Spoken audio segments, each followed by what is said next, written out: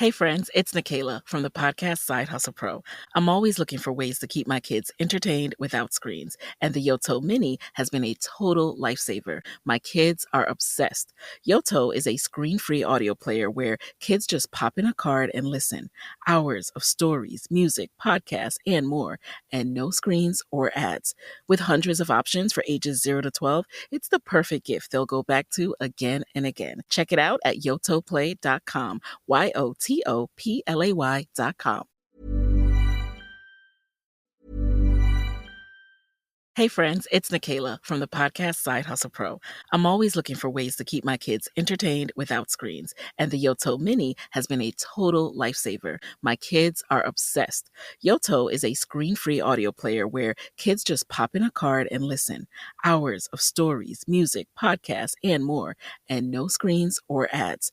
With hundreds of options for ages 0 to 12, it's the perfect gift they'll go back to again and again. Check it out at yotoplay.com.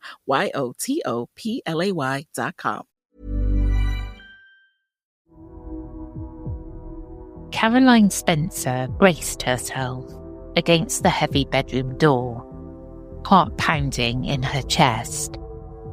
On the other side, from within the darkness of that room in Greythorne Hall, she could hear her patient, Emily Harper's voice, or what should have been her voice, warping into a deep, guttural growl.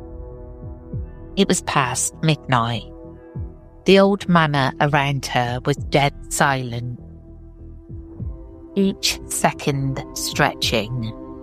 Only the low, inhuman chuckling from Emily's room broke the stillness.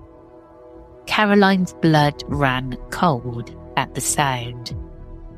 I'm Sarah Powell, and this is Obscurata, because some stories have no ending.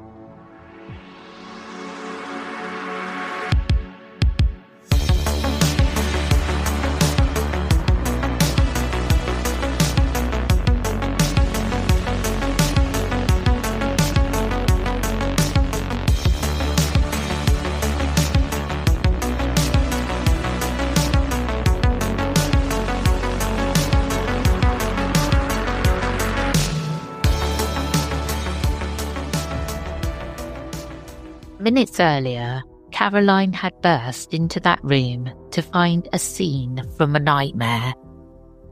Emily, a frail 26-year-old bedridden by illness, had been thrashing on the bed with alarming strength. The air had felt charged and icy. In the thin moonlight, Caroline saw that Emily's forearms were marred by fresh, self-inflicted scratches. Strange, deliberate marks gouged into her skin like some occult symbols.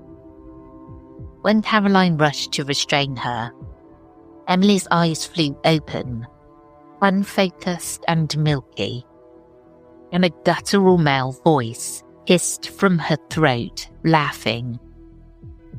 Emily, who weighed maybe 100 pounds, flung Caroline back with unnatural force. That was when Caroline fled, pulling the door shut behind her. Now pressing against the door, Caroline clutched a silver crucifix in her trembling hand. She had snatched it from Emily's bedside when the young woman reacted violently at the mere sight of it. From inside the room, Emily's ragged voice alternated between sobbing pleas and that horrible animal growl, speaking words Caroline couldn't understand. How did it come to this? Caroline thought in panic. Only a few weeks ago, she had arrived at Greythorne Hall, expecting to care for a simple convalescent, not to confront whatever terror now lurked with Emily beyond that door. In September 1978, Caroline Spencer was hired as a private nurse for Emily Harper, a young woman suffering a mysterious ailment. Greythorne Hall the Harper family's sprawling estate in the English countryside, was grand but isolated. It sat miles from the nearest village, surrounded by fog-shrouded woods and rolling moors. For the most part, only Caroline and Emily occupied the drafty east wing. Emily's relatives were often away or kept to distant rooms, leaving nurse and patient alone on many long nights. Initially, nothing suggested anything supernatural in this quiet posting. Emily's symptoms were puzzling but seemed medical. Fatigue, fever, bouts of disorientation. Caroline dutifully recorded pulse readings and administered medicine, spending calm days reading by Emily's bedside. The manor was drafty and old. At night, its corridors creaked and whispered. Caroline occasionally felt a chill, or thought she heard soft footsteps trailing behind her in those empty corridors. But she brushed it off. GREYTHORNE simply had an eerie ambience, and caring for a bedridden patient in a creaky old house can play tricks on the mind. It wasn't long before subtle, disturbing signs emerged. Late one night, Caroline was writing up notes when she heard a faint laugh echo down the hall, a low chuckle, unmistakably male. Puzzled, she followed the sound to Emily's room. She found Emily awake, lying in bed and giggling. But the sound coming from Emily's lips was that same deep male laughter. It stopped the instant Caroline stepped in, leaving Emily blinking in confusion. Another time, Caroline caught Emily whispering rapidly in a foreign language while seemingly asleep. Leaning in, she recognised a few Latin words.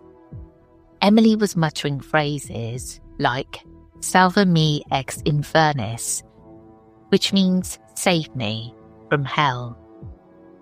Moments later, Emily suddenly grabbed Caroline's wrist with inexplicable strength. The frail, feverish girl's grip was like iron. Through lips that barely moved, Emily whispered two unmistakable words in that rasping voice. "Leave now." Then, just as quickly, Emily's body slackened and she slid back into a normal sleep, as if whatever had seized her retreated for the time being. Each time an episode passed, Emily awoke with no memory of it. By daylight, she would be gentle and apologetic. If she caused any trouble during the night, utterly unaware of the chilling things Caroline had seen and heard. But Caroline could no longer pretend these were fever dreams or hallucinations. She had witnessed Emily speak in Latin, a language Emily did not know, and display strength that defied her physical condition. More unsettling were the physical manifestations around them. Unexplained cold drafts that made the hair on Caroline's arms stand up. Objects found moved or toppled with no apparent cause, and that constant skin-prickling sensation of being watched. One morning, as Caroline helped Emily change out of a soiled nightdress, she noticed angry red scratches on the young woman's forearms. They formed odd patterns, almost like letters or symbols etched into the skin. Alarmed, Caroline asked what happened. Emily looked at her own arms in confusion and insisted she didn't know. She hadn't even felt any pain. Caroline realised these marks must have appeared during one of Emily's nocturnal episodes. Perhaps Emily herself, or something working through her, had carved them in the night. As the incidents grew more alarming, Caroline took measures she hoped might help. A devout woman, she placed a small wooden crucifix on Emily's nightstand and tucked a family Bible under the pillow. She even pinned a Saint Benedict medallion, a symbol long associated with warding off evil, the head of the bed. If a dark force was present, perhaps these tokens of faith would keep it at bay. But her gestures only seemed to provoke whatever plagued Emily. One evening, as Caroline turned down the bed, Emily's gaze landed on the crucifix on the nightstand. Her reaction was swift and ferocious. Emily let out an animalistic hiss and swatted the cross to the floor. "Take it away," she snarled in that guttural tone, her normally soft voice distorted beyond recognition. Startled, Caroline bent to retrieve the crucifix, but Emily wasn't done. The young woman's face twisted in fury not her own as she lunged forward and struck the Bible out of Caroline's hands, sending it skidding under the bed. It took several minutes for Emily to emerge from this frenzy. When she did, she broke down sobbing, clutching at Caroline's arm and begging, voice cracking, "Don't leave me. Something terrible is here." Caroline held her, heart breaking and heart pounding all at once. By now, Caroline was certain this was no ordinary illness. The pattern of symptoms was chillingly familiar to anyone versed in old tales of possession. Still, she hesitated to accept it. A rational part of her whispered that there must be a medical or psychological explanation. But what? None of Emily's doctors could explain the voices or the strength or the sudden aversion to religious objects. As night after night passed with new disturbances, denial became impossible. Caroline felt she couldn't confide fully in the Harpers about her suspicions. They might think her hysterical, or worse, dismiss her. So with great reluctance, she sought outside help elsewhere. She reached out to Father Malcolm Hughes, the village vicar, choosing her words carefully as she described Emily's condition.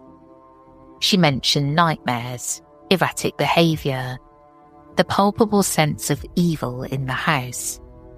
The priest listened gravely, his silence on the other end of the phone, telling her he understood the subtext. He agreed something was very wrong at Greythorne Hall. He armed Caroline with a small bottle of holy water and a prayer of protection to recite, instructing her to use them if things worsened. He also arranged to come by the manor discreetly the next day, offering to bless Emily and the room. Before Father Hughes could arrive, however, matters came to a head, leading to the terrifying confrontation that now had Caroline pressed against a bedroom door in the middle of the night. It was the very eve of the priest's visit, when Emily's condition reached its violent crescendo. That night, the house was preternaturally quiet. Caroline sat by Emily's bed, a knot of dread in her stomach, sensing a storm gathering in the silence. Emily lay curled on her side, unusually restless, her eyes flickering toward the corners of the ceiling, as if she saw things moving in the shadows. Sometime after midnight, Emily's breathing changed, growing ragged and harsh, Without warning, her body went rigid, and a low growl emanated from deep within her. She began to speak in that unknown language again, a rapid, hissing litany. Caroline could make out a few Latin words interspersed with other tongues. Pleas for mercy, followed by obscene curses, an incoherent torrent pouring from Emily's lips.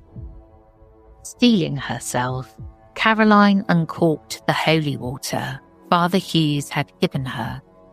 With a shaking hand, she flicked a few droplets onto Emily's forehead and whispered a prayer for deliverance. The reaction was immediate and explosive. Emily recoiled as if the holy water were acid. A shriek tore from her throat, so loud and unearthly that the chandelier above rattled. It was a cry of pain and fury, layered with a deep, demonic howl. The temperature in the room plummeted. Caroline gasped as her breath billowed white in the freezing air. The oil lamp on the dresser sputtered and went out, throwing the room into dim chaos. Caroline's instincts screamed at her to run, to get out, but she forced herself forward, trying to reach Emily, even as fear threatened to overtake her. Emily's slender body was suddenly flung upright, as if yanked by invisible hands. Her eyes rolled back, showing only the whites, and she thrashed against forces Caroline couldn't see. It looked as though something had pinned Emily down and was tormenting her. The bed frame trembled, pounding dully against the wall. Caroline lunged to grab Emily's arms, desperately trying to keep the girl from hurtling onto the floor. In that instant, a searing pain ripped across Caroline's forearm. She cried out and stumbled back. 4 parallel slashes had appeared through the sleeve of her blouse, fresh blood staining the fabric. Shock finally overwhelmed her.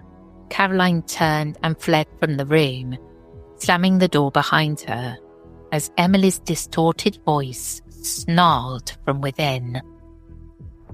Which brings us back to that hallway, to Caroline pushing herself now to re-enter the fray. Summoning every ounce of resolve, she whispered a final plea for strength and turned the knob.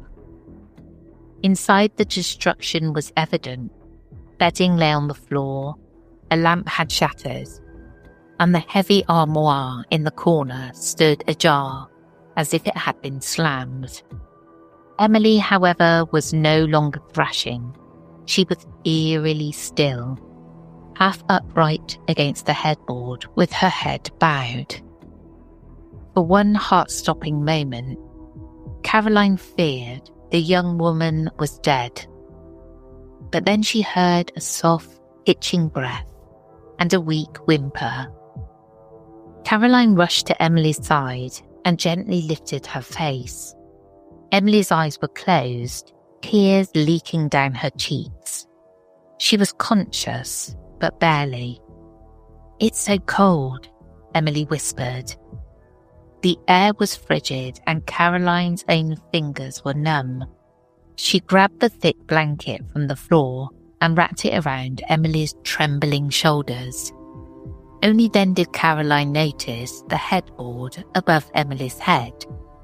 In the polished wood were deep gouges, 5-pronged claw marks scoring the panel.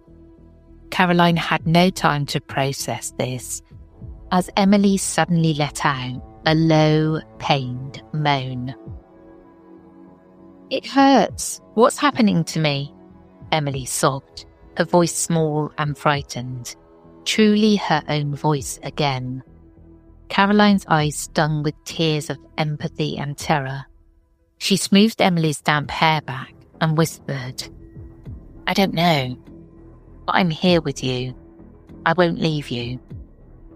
The young woman slumped against Caroline, exhausted beyond words.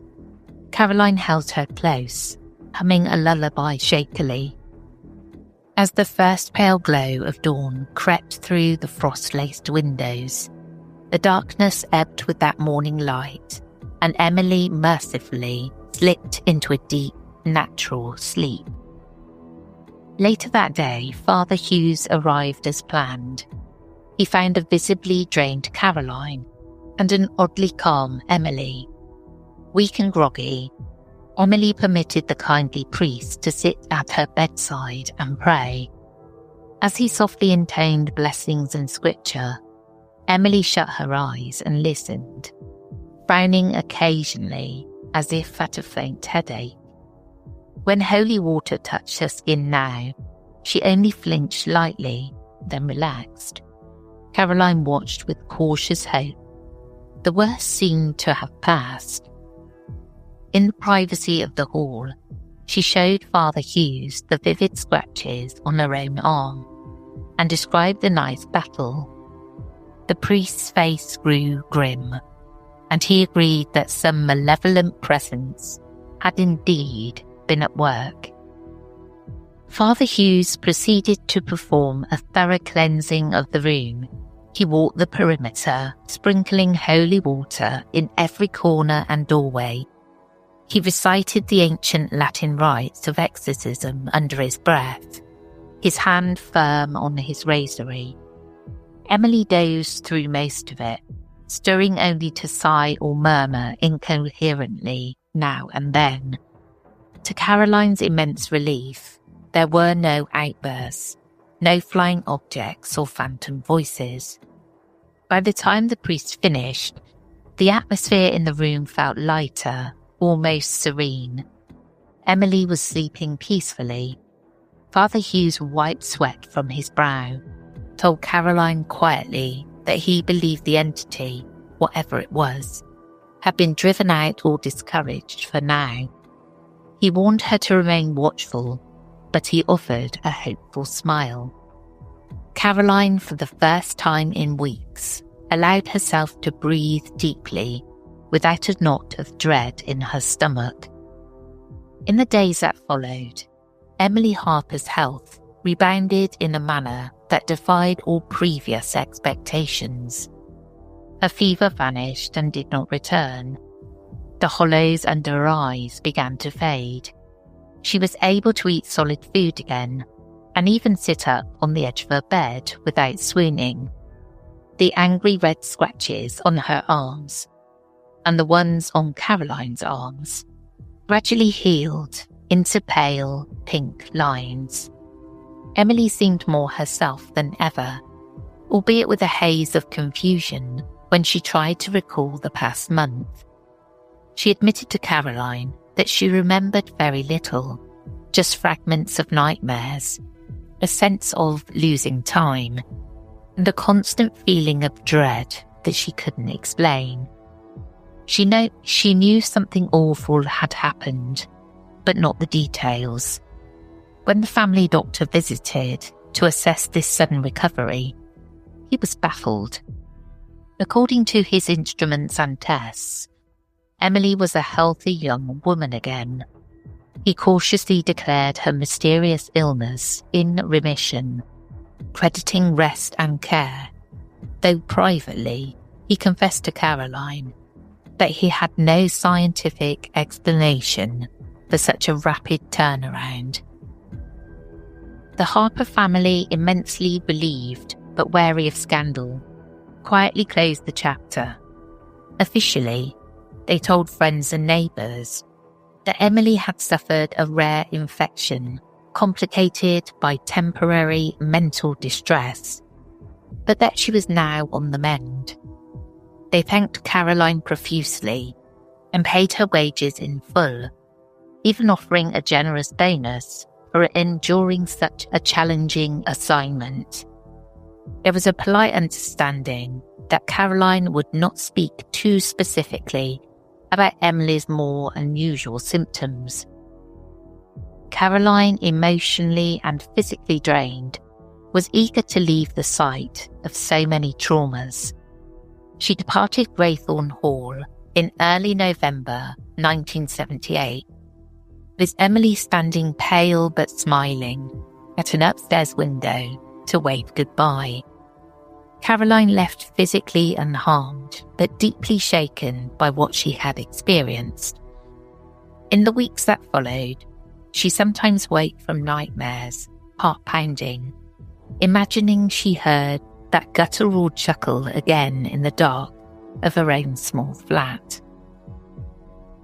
In the months after, gossip circulated among those who tended the estate and villagers in the local pub that something truly unearthly had transpired at Greythorne Hall. The maid claimed she heard male laughter echoing from empty rooms. A groundskeeper said he saw strange flickering lights in Emily's bedroom window on a night when the wing was vacant. The story of Nurse Caroline Spencer's encounter with a demonic entity spread quietly, taking on the shape of a legend. Many were sceptical, of course. It sounded too fantastical. A haunting or possession in an age of modern science. The Harper family never publicly commented. Emily Harper herself recovered and eventually moved away, enjoying a quiet life by all accounts. She remembered her illness as a blurry, dark period, and she chose not to dwell on it. Caroline rarely spoke openly about the events at Greythorne Hall. When curious friends probed, she would only say that Emily had been very ill but was better now. However, to a few trusted friends and family members, Caroline confided the full chilling account of what she witnessed in that house. She described the voices that weren't Emily's, the unseen force that left bruises and claw marks, the battle of prayers and wills that unfolded in a lonely manor bedroom. When skepticism flickered in their eyes, Caroline would unbutton her left cuff and show the faint scars on her forearm, all parallel lines, and simply state that she got those protecting Emily from something you wouldn't believe. The way her voice trembled and her eyes glistened with residual fear left little doubt that she believed it, whatever it was. Hey friends, it's Nikayla from the podcast Side Hustle Pro. I'm always looking for ways to keep my kids entertained without screens, and the Yoto Mini has been a total lifesaver. My kids are obsessed. Yoto is a screen-free audio player where kids just pop in a card and listen. Hours of stories, music, podcasts, and more, and no screens or ads. With hundreds of options for ages 0 to 12, it's the perfect gift they'll go back to again and again. Check it out at yotoplay.com. YOTOPLAY.com. To this day, no one can say for certain what really happened in 1978 within the walls of that old English manor. No official record mentions demons or dark forces. Only a young woman who fell mysteriously ill and then recovered. And yet the legend of the Caroline Spencer case endures, passed along on the margins of medical history and paranormal lore.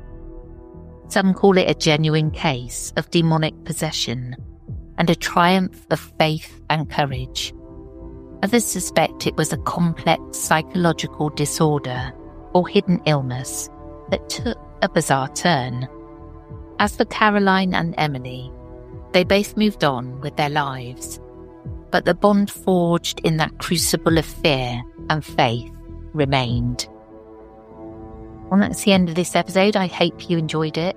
This story is...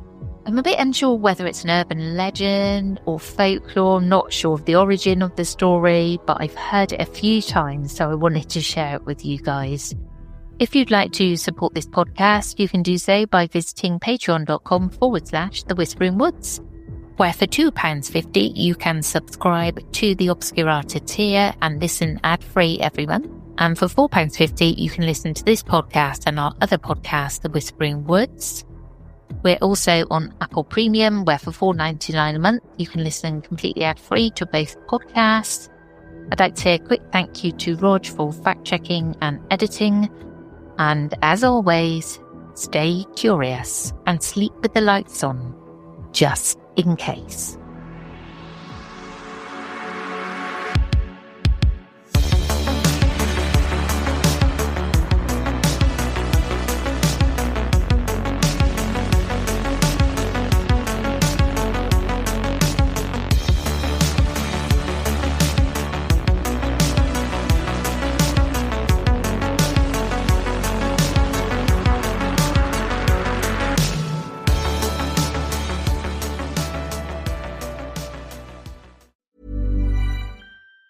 Hey friends, it's Nikayla from the podcast Side Hustle Pro. I'm always looking for ways to keep my kids entertained without screens, and the Yoto Mini has been a total lifesaver. My kids are obsessed. Yoto is a screen-free audio player where kids just pop in a card and listen. Hours of stories, music, podcasts, and more, and no screens or ads.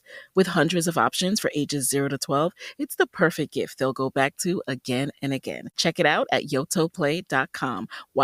YOTOPLAY.com.